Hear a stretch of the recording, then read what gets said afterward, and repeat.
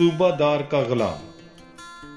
मुकद्दस मत्ती की अंजील उसका 8वां बाब 5 ता 13 आयात तक। और जब वो कुफरनहूम में दाखिल हुआ तो एक सूबादार उसके पास आया और उसकी मिन्नत करके कहा, ऐ खुदावंद, मेरा गुलाम घर में फालज से बीमार पड़ा है और नहायत तकलीफ में है। यसू ने उससे कहा, मैं आऊंगा और उसे अच्छा करूंगा।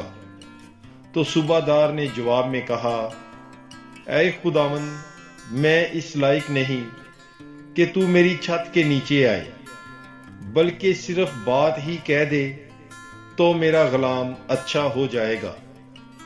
क्योंकि मैं भी आदमी हूं जो दूसरे के इख्तियार में हूं और सिपाही मेरे मतहत हैं, और मैं एक से कहता हूं जा तो वो जाता है, और दूसरे से कि आ तो वो आता है, और अपने गुलाम से कि ये कर तो वो करता है।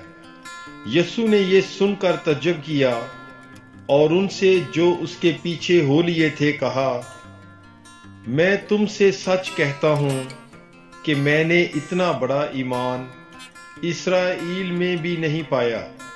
और मैं तुमसे कहता हूं कि बथेरे मशरक और मगरब से आएंगे और इब्राहिम और इसहाक और याकूब के साथ आसमान की बादशाही की ज़ियाफत में शरीक होंगे, मगर बादशाही के फर्जंद बाहर के अंधेरे में डाले जाएंगे, वहां रोना और दांतों का बजना होगा।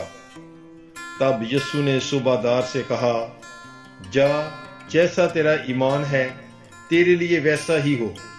और उसी घड़ी गुलाम अच्छा हो गया। पाकलाम के पढ़े और सुने जाने पर खुदावंद की बरकत हो। खुदा का शुक्र हो। God bless you. Bible is life.